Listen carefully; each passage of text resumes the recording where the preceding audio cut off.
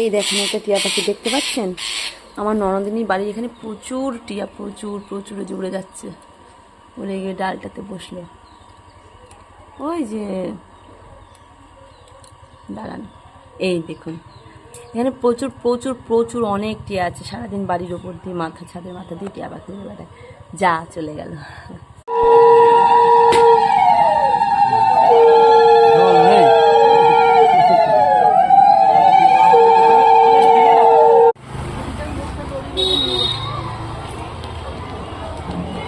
Saugata school.